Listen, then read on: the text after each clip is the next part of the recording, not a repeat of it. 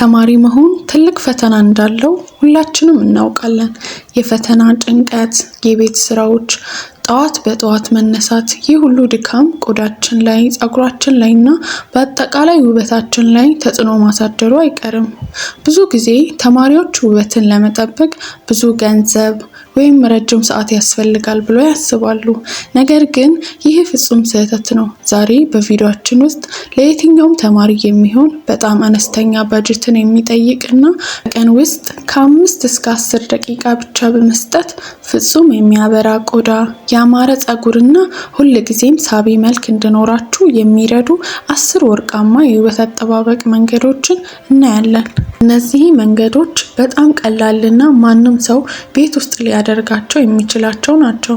ቪዲዮውን በጥንቃቄ እስከ መጨረሻ በመከታተል ለውጡን በራሳችሁ ላይ እዩት። ሰብስክራይብ ያላደረጋችሁ አሁኑኑ ሰብስክራይብ በማድረግ ቤተሰብ ሁኑ። ዝግጁ ከሆናችሁ ወደ መጀመሪያው ነጥብ እንለፍ። አንደኛው በቀዝቃዛ ውሃ የመታጠብ ጥበብ። አንደኛውና በጣም ቀላሉ መንገድ ጠዋት ከእንቅልፋችሁ ስትነሱ ፊታችሁን በቀዝቃዛ ውሃ መታጠብ ነው። ተማሪዎች በቂ እንቅልፍ ስለማያገኙ ጠዋት ሲነሱ ፊታቸው ያብጣል፣ አይናቸው ስርም ይሞላል። ጠዋት ስትነሱ ፊታችሁን በቀዝቃዛ ውሃ ስትታጠቡ ወይም ንጹህ በረዶ በፎጣ ጠቅልላችሁ ፊታችሁን በዝግታ ስታሹት የፊት እብጠቱ ወዲያው ይጠፋል። የደም ዝውውሩ ስለሚጨምርም ፊታችሁ ወዲያውኑ የመንቃትና የማብራት ስሜት ያሳያል። ይህ 1 ሳንቲም የማይጠይቅ ትልቅ የውበት ምስጢር ነው። ሁለተኛው የሩዝ ውሃ ቶነር። ሁለተኛው ነጥብ የሩዝ ውሃ ቶነርን መጠቀም ነው። ውድ የሆኑ የኮሪያን ቶነሮችን መግዛት ለተማሪዎች አስቸጋሪ ሊሆን ይችላል። ነገር ግን ቤት ውስጥ የሚሰራ የሩዝ ውሃ ተመሳሳይ ውጤት ይሰጣል። አዘገጃጀቱም ጥቂት ሩዝ ንጹህ ውሃ ውስጥ ዘፍዝፋችሁ ለጥቂት ሰዓታት ወይም ለአንድ አዳር አቆዩት። ከዚያ ውሃውን አጥልላችሁ በስፕሬ ማሰሮ ውስጥ በመያዝ ፍሪጅ ውስጥ አስቀምጡት። በየቀኑ ጠዋትና ማታ ፊታችሁን ከታጠባችሁ በኋላ ይህንን ውሃ ፊታችሁ ላይ እርጩት። የሩዝ ውሃ ቆዳን በከፍተኛ ሁኔታ ያለሰልሳል፣ የፊት ጥቁረትንም ያጠፋል፣ እንዲሁም ቆዳችሁ እንዲጠራና እንዲያበራ ያደርጋል። ሶስተኛው ከንፈርን በስኳርና በማር ማከብ። በክፍል ውስጥ ያለው አየር ወይም የውሃ ጥም ከንፈራችን እንዲሰነጣጠቅና እንዲደርቅ ያደርገዋል። ሶስተኛው መፍትሄ በጣም ቀላል የከንፈር ስክራብ ማዘጋጀት ነው። 1 የሻይ ማንኪያ ስኳር ከማር ጋር ወይም ከቫዝሊን ጋር በደንብ ደባልቁት።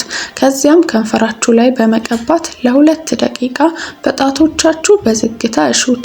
ይህም የሞቱ የከንፈር ቆዳዎችን ያነሳል። የደም ዝውውርንም በመጨመር ከንፈራችሁ ተፈጥሯዊ ሮዝ ቀለም እንዲኖረውና ለስላሳ እንዲሆን ያደርገዋል። በሳምንት 2 ጊዜ ብታደርጉት በቂ ነው።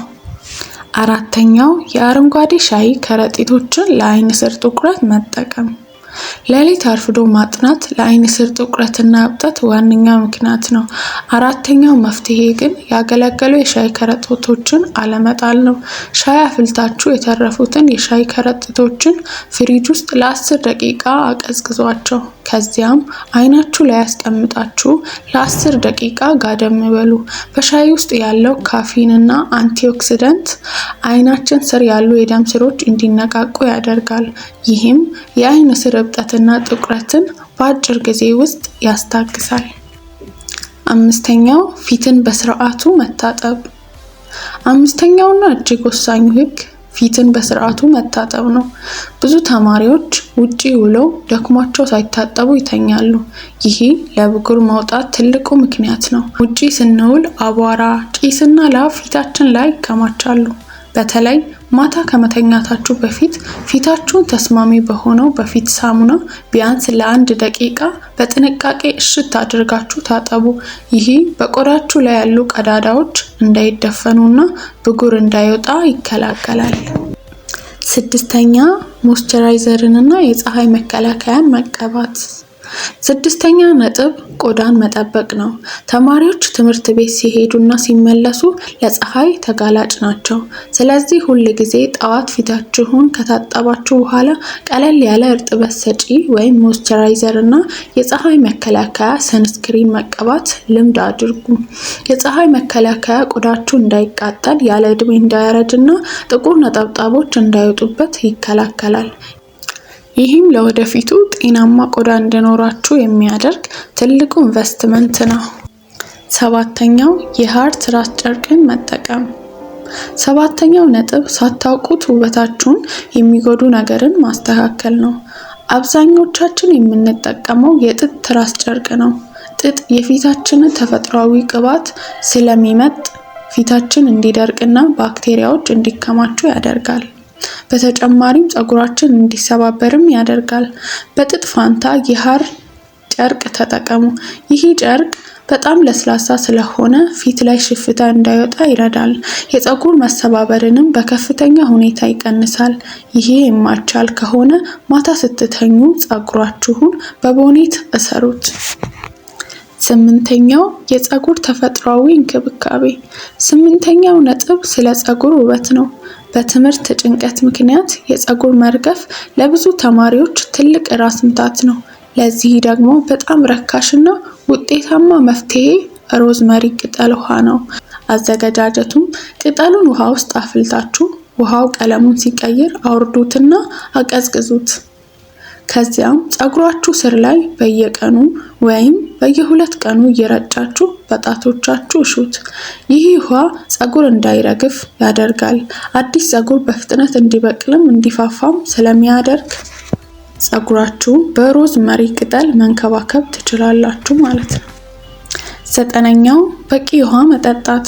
ዘጠነኛው ነጥብ ከውጪ ብቻ ሳይሆን ከውስጥ የሚጀምር ውበት ነው። እሱም በቂ ውሃ መጠጣት ነው። ብዙ ጊዜ ተማሪዎች ትምህርት ላይ ትኩረት አድርገው ውሃ መጠጣትን ይረሳሉ። በቂ ውሃ አለመጠጣት ቆዳችሁ እንዲደርቅ፣ እንዲሰነጣጠቅና ብጉር እንዲወጣበት ያደርጋል። ሁል ጊዜ ትምህርት ቤት ስትሄዱ የግላችሁን ውሃ መያዝ ቦትል ይዛችሁ ሂዱና ቢያንስ በቀን 2 ሊትር ውሃ ለመጠጣት ሞክሩ። ውሃ በጠጣችሁ ቁጥር በሰውነታችሁ ውስጥ ያሉ ቆሻሻዎች ይወጣሉ። ቆዳችሁም ያለምንም ክሬም በራሱ ጊዜ ማብራት ይጀምራል። አስረኛው በቂ እንቅልፍ ማግኘትና ጭንቀትን መቀነስ። አስረኛውና የመጨረሻው ነጥብ በቂ እንቅልፍ ማግኘትና ጭንቀትን መቀነስ ነው። ምንም አይነት ውድ ክሬም ብትቀቡ በቂ እንቅልፍ ካላገኛችሁ ፊታችሁ የድካም ስሜት ማሳየቱ አይቀርም። ማታ ቢያንስ ከ7 እስከ 8 ሰዓት ለመተኛት ሞክሩ። በምንተኛበት ጊዜ ሰውነታችንና ቆዳችን ራሳቸውን ያድሳሉ። በተጨማሪም የፈተና ጭንቀትን ለመቀነስ ቀለል ያሉ የአካል ብቃት እንቅስቃሴዎችን ማድረግ ቆዳችሁ ላይ ጭንቀት እንዳይታይ ይረዳል። ውድ ተማሪዎች፣ ውበት ማለት ውድ የሆኑ መዋቢያዎችን መግዛት ሳይሆን እነዚህን ትናንሽና በጣም ጠቃሚ ልምዶችን በየቀኑ በቋሚነት መተግበር ነው። ዛሬ ያየናቸው 10 መንገዶች በጣም ቀላልና ባጀት የማይጠይቁ በመሆናቸው ከዛሬ ጀምሮ መተግበር ትችላላችሁ። ከነዚህ ውስጥ አሁኑኑ የትኛውን መጀመር ትፈልጋላችሁ? ሌላ ቪዲዮ እንዲሰራላችሁ የምትፈልጉት ርዕስም ካለ ኮሜንት ላይ ጻፉልኝ። ይህን ቪዲዮ ጠቃሚ ሆኖ ካገኛችሁት ለጓደኞቻችሁ ሼር ማድረጋችሁን አትርሱ። እንዲሁም ቪዲዮን ላይክ በማድረግ የቻናላችን ቤተሰብ ለመሆን ሰብስክራይብ አድርጉ። በትምህርታችሁ ሆነ በውበታችሁ ሁልጊዜ ስኬታማ እንድትሆኑ እመኛለሁ። በሚቀጥለው ቪዲዮ በሌላ ጠቃሚ መረጃ እስክንገናኝ ድረስ ቻው።